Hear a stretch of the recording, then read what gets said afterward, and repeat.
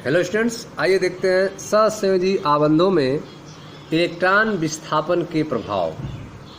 जो covalent bonds हैं, सहसंयोजी आबंध हैं, उनमें इलेक्ट्रॉन विस्थापन के क्या इफेक्ट होते हैं, इसके बारे में जो है इस वीडियो में हम चर्चा करेंगे। अर्थात पीरियडिक प्रभाव के बारे में, इलेक्ट्रोमेरिक प्रभाव के बारे में चर्चा की जाएगी। ध्यान समझिएगा। मैं मनीष गुप्ता अपने चैनल में आपका स्वागत करता हूँ। आइए दोस्तों, स्टार्ट करते हैं सहसंयोजी आबंधों में इलेक्ट्रॉन विस्थापन के प्रभाव।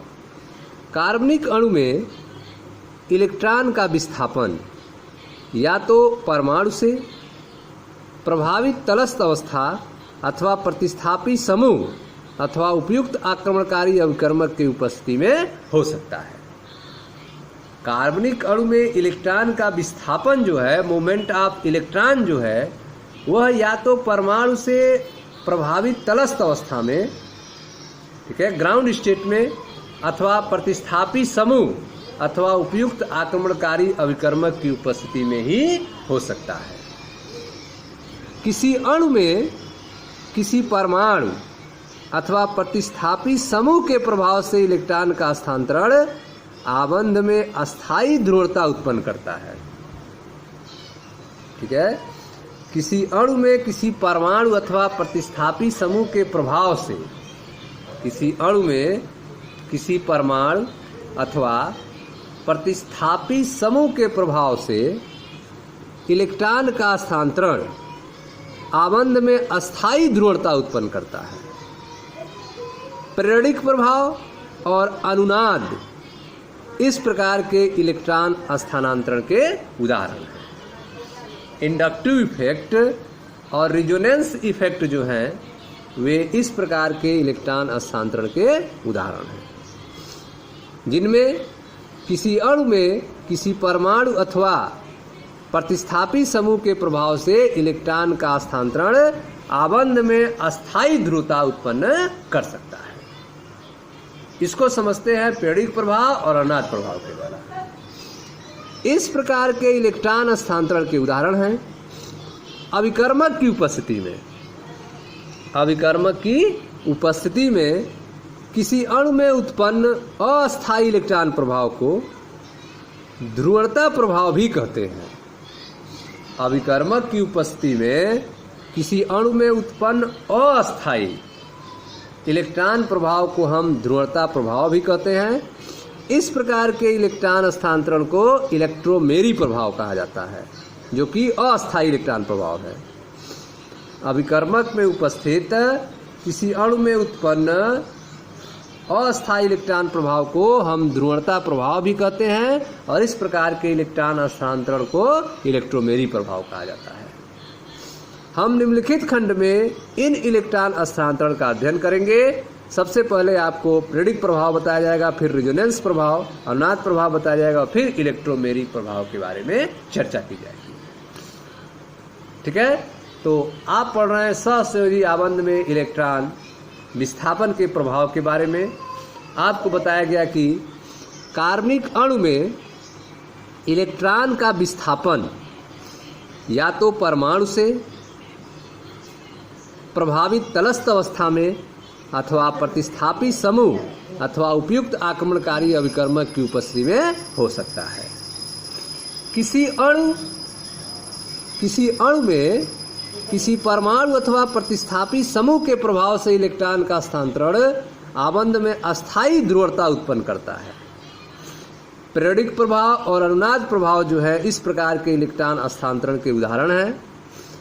अभिकर्मक की उपस्थिति में किसी अणु में उत्पन्न अस्थायी इलेक्ट्रॉन प्रभाव को हम ध्रुवता प्रभाव भी कहते हैं, और इस प्रकार के इलेक्ट्रॉन स्थानांतरण को इलेक्ट्रोमेरी प्रभाव कहा जाता है। हम निम्नलिखित खंड में इन इलेक्ट्रॉन स्थानांतरण का अध्ययन करेंगे। तो आइए पहला स्टार्ट करते हैं पीरियडिक प्रभाव के बारे में, इंडक्टिव इफेक्ट के बारे में। यह क्या होता है, ध्यान समझिएगा। पीरियडिक प्रभाव, इंडक्टिव इफेक्ट, भिन्न विद्युत ऋणात्मकता के, ठीक है, भिन्न विद्युत ऋणात्मकता के दो परमाणुओं के बीच भिन्न विद्युत ऋणात्मकता, दोनों की विद्युत ऋणात्मकता जो है, इलेक्ट्रोनेगेटिविटी जो है, अलग अलग होगी। दो परमाणु होंगे और दोनों परमाणुओं का इलेक्ट्रोनेगेटिविटी अलग अलग होगी। भिन्न विद्युत ऋणात्मकता के दो परमाणुओं के मध्य निर्मित सहसंयोजक आबंध में इलेक्ट्रॉन असमान रूप से सहभाजित होते हैं। दो अलग अलग परमाणुओं के बीच जिनकी विद्युत ऋणात्मकता अलग अलग हो, उनके बीच बनने वाला सहसंयोजक आबंध जो है उसमें इलेक्ट्रॉन का असमान रूप से सहभाजित होता है। इलेक्ट्रॉन बीचों बीच में नहीं रहता है, इलेक्ट्रॉन जो है असमान रूप से सहभाजित होगा। जिसकी विद्युत ऋणात्मकता अधिक होगी उस पर उसके तरफ इलेक्ट्रॉन खिसक जाएगा। ठीक है। भिन्न विद्युत ऋणात्मकता के दो परमाणुओं के मध्य निर्मित सहसंयोजक आबंध में इलेक्ट्रॉन असमान रूप से सहभाजित होते हैं। इलेक्ट्रॉन घनत्व जो है उच्च विद्युत ऋणात्मकता के परमाणु की ओर अधिक हो जाता है। जिसकी विद्युत ऋणात्मकता अधिक होगी उसके तरफ इलेक्ट्रॉन डेंसिटी बढ़ जाएगी। इस कारण सहसंयोजक आबंध ध्रुवीय हो जाता है। इसके कारण जो सहसंयोजक आबंध होता है वह ध्रुवीय हो जाता है। अधिक विद्युत ऋणात्मकता वाले तत्व आंशिक नेगेटिव हो जाते हैं और कम विद्युत ऋणात्मकता वाला तत्व आंशिक पॉजिटिव हो जाता है। आबंध ध्रुवता के कारण कार्बनिक अणुओं में विभिन्न इलेक्ट्रॉनिक प्रभाव उत्पन्न होते हैं।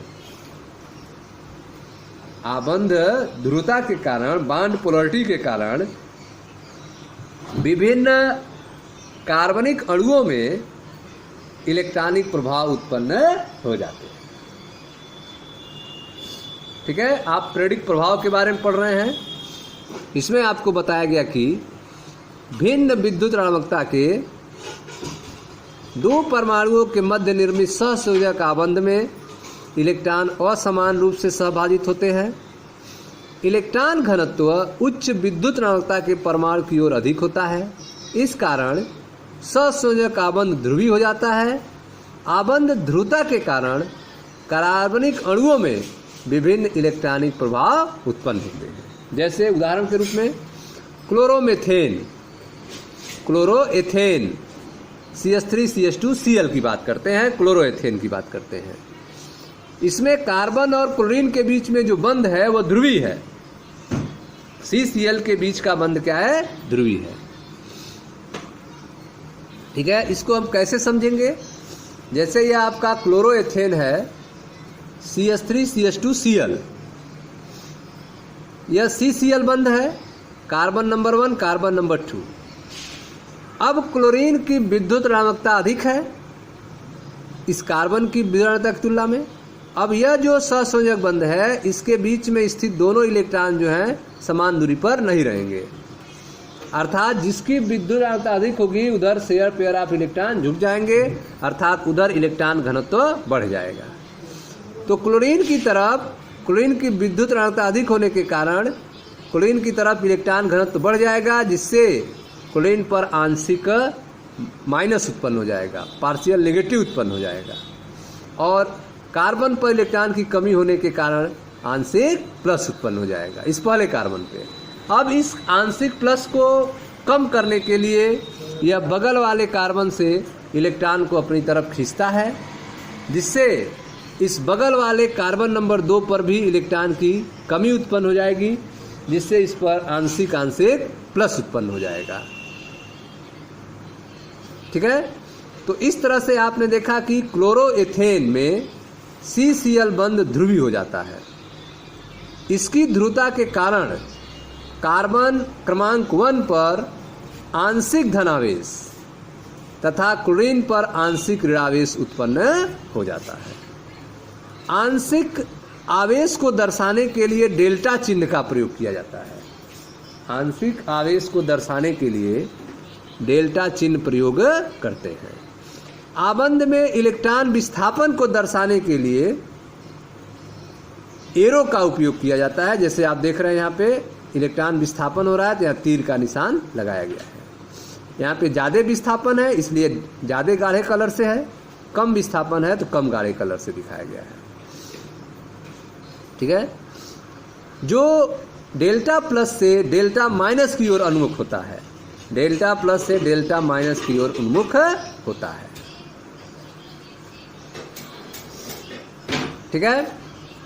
कार्बन 1 अपने आंशिक धनावेश के कारण, कार्बन 1 पे अब तो आंशिक धनावेश आ गया, कार्बन 1 अपने आंशिक धनावेश के कारण पास के कार्बन कार्बन बंध के इलेक्ट्रॉन को अपनी ओर आकर्षित करने लगता है। ठीक है। इसके बीच के जो इलेक्ट्रॉन है वह यह कार्बन नंबर 1 अपनी ओर खींचने लगता है, जिसके फलस्वरूप कार्बन 2 पर भी कुछ धनावेश उत्पन्न हो जाता है। कार्बन 1 पर स्थित धनावेश की तुलना में कार्बन 2 पर स्थित धनावेश अपेक्षाकृत कम होता है। कार्बन 1 पर स्थित धनावेश की तुलना में डेल्टा डेल्टा प्लस आंशिक आंशिक प्लस अपेक्षाकृत कम धनावेश दर्शाता है। ठीक है। दूसरे शब्द में CCl बंध जो है, कार्बन क्लोरीन बंध जो है, की ध्रुवता के कारण पास के आबंध में ध्रुवता उत्पन्न हो जाती है। CCl बंध के ध्रुवता के कारण पास के बंध में भी ध्रुवता उत्पन्न हो जाती है। समीप के सिग्मा आबंध के कारण अगले सिग्मा आबंध के ध्रुवी होने की प्रक्रिया प्रेरणिक प्रभाव कहलाती है। समीप के सिग्मा आबंध के कारण अगले सिग्मा आबंध के ध्रुवी होने की प्रक्रिया प्रेरणिक प्रभाव कहलाती है। जैसे कि आपने कार्बन और क्लोरीन के बीच में सिग्मा बंध जो था वह ध्रुवित हुआ, जिसके कारण कार्बन और कार्बन के बीच जो सिग्मा बंध है वह ध्रुवित हो गया। इसके कारण यह घटना प्रेरणिक प्रभाव कहलाती है, इंडक्टिव इफेक्ट कहलाता है। ठीक है। तो समीप के सिग्मा आबंध के कारण अगले सिग्मा आबंध के ध्रुवी होने की प्रक्रिया प्रेरणिक प्रभाव कहलाती है, और यह प्रभाव जो है आगे के आबंधों तक भी जाता है, लेकिन आबंधों की संख्या बढ़ने के साथ साथ यह प्रभाव कम होता जाता है और 3 आबंधों के बाद लगभग लुप्त हो जाता है। 3 आबंधों के बाद यह प्रेरणिक प्रभाव लगभग लुप्त हो जाता है। प्रेरणिक प्रभाव का संबंध जो है प्रतिस्थापी से बंधित कार्बन परमाणु को इलेक्ट्रॉन प्रदान करने अथवा अपनी ओर आकर्षित कर लेने की योग्यता से है। प्रेरणिक प्रभाव का संबंध प्रतिस्थापी से बंधित कार्बन परमाणु को, प्रतिस्थापी से बंधित कार्बन परमाणु को इलेक्ट्रॉन प्रदान करने अथवा अपनी ओर आकर्षित कर लेने की योग्यता से है। ठीक है। जो जुड़ा हुआ प्रतिस्थापी है वह इलेक्ट्रॉन को दे रहा है, इलेक्ट्रॉन प्रदान कर रहा है या इलेक्ट्रॉन को अपनी तरफ खींच रहा है, इसकी योग्यता पर निर्भर है। प्रेरणिक प्रभाव जो है, प्रेरणिक प्रभाव का संबंध प्रतिस्थापी से बंधित कार्बन परमाणु को इलेक्ट्रॉन प्रदान करने अथवा अपनी ओर आकर्षित कर लेने की योग्यता से है। इस योग्यता के आधार पर प्रतिस्थापियों को हाइड्रोजन के सापेक्ष इलेक्ट्रॉन आकर्षी, इलेक्ट्रॉन विड्रॉइंग या इलेक्ट्रॉन दाता समूह के रूप में वर्गीकृत किया जाता है। ठीक है। तो इस योग्यता के आधार पर इलेक्ट्रॉन आकर्षी हो सकते हैं, इलेक्ट्रॉन को खींचने वाले हो सकते हैं या इलेक्ट्रॉन दाता हो सकते हैं। इस योग्यता के आधार पर प्रतिस्थापियों को हाइड्रोजन के सापेक्ष इलेक्ट्रॉन आकर्षी, इलेक्ट्रॉन विड्रॉइंग या इलेक्ट्रॉन दाता समूह के रूप में वर्गीकृत किया जाता है। कौन कौन है ऐसे? हैलोजन तथा कुछ अन्य समूह जैसे कि nitro, cyano, carboxy, ester, alkoxy electron आकर्षी समूह होते हैं।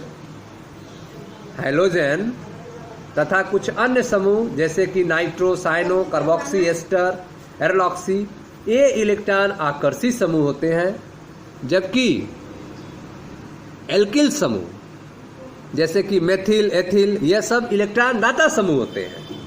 यह जब जुड़ते हैं कार्बन से तो इलेक्ट्रॉन देने का काम करते हैं, इलेक्ट्रॉन घनत्व बढ़ाने का काम करते हैं। जबकि जो इलेक्ट्रॉन आकर्षित समूह होते हैं वे जब जुड़ते हैं तो इलेक्ट्रॉन खींचने का काम करते हैं, जैसे नाइट्रो साइनो कार्बोक्सी एस्टर एरोलॉक्सी। ठीक है, तो आप पीरियडिक प्रभाव के बारे में पढ़ रहे हैं, इंडक्टिव इफेक्ट के बारे में पढ़ रहे हैं। इसमें आपको बताया गया कि भिन्न विद्युत ऋणात्मकता के दो परमाणुओं के मध्य निर्मित सहसंयोजक आबंध में इलेक्ट्रॉन असमान रूप से सहभाजित होते हैं। इलेक्ट्रॉन घनत्व उच्च विद्युत ऋणात्मकता के परमाणु की ओर अधिक होता है। इस कारण सहसंयोजक आबंध ध्रुवीय हो जाता है। आबंध ध्रुवता के कारण कार्बनिक अणुओं में विभिन्न इलेक्ट्रॉनिक प्रभाव उत्पन्न होते हैं।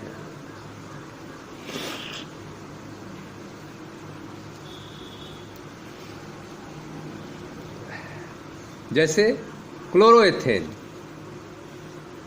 CH3CH2Cl में CCl बंध ध्रुवीय है। इसकी ध्रुवता के कारण कार्बन क्रमांक 1 पर आंशिक धनावेश तथा क्लोरीन पर आंशिक ऋणावेश उत्पन्न हो जाता है। ठीक है, क्लोरीन पर आंशिक ऋणावेश और कार्बन पर आंशिक धनावेश उत्पन्न हो जाता है। आंशिक आवेशों को दर्शाने के लिए डेल्टा चिन्ह प्रयोग करते हैं। आबंध में इलेक्ट्रॉन विस्थापन दर्शाने के लिए तीर का उपयोग किया जाता है, जो डेल्टा प्लस से डेल्टा माइनस की ओर उन्मुख होता है, जैसा आप देख रहे हैं।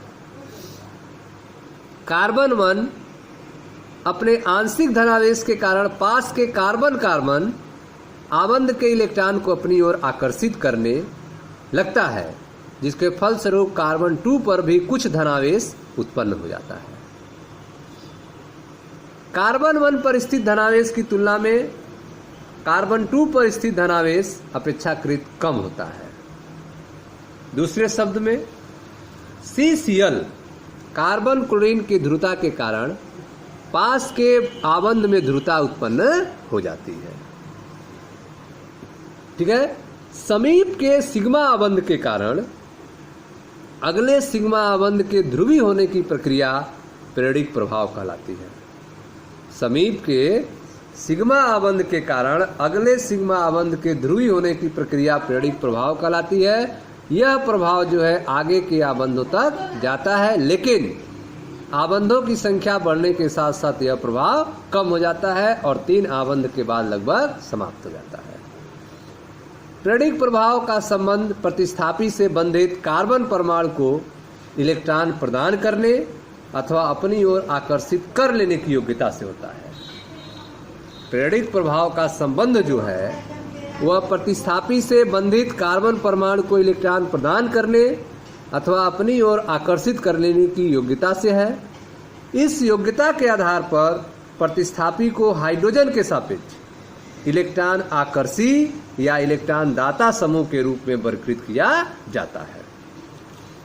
ठीक है, हैलोजन और कुछ अन्य समूह जैसे कि नाइट्रो साइनो कार्बोक्सी एस्टर एरोलॉक्सी, ये सब इलेक्ट्रॉन आकर्षी समूह हैं, जबकि एरिल समूह, मेथिल, एथिल आदि इलेक्ट्रॉन दाता समूह होते हैं।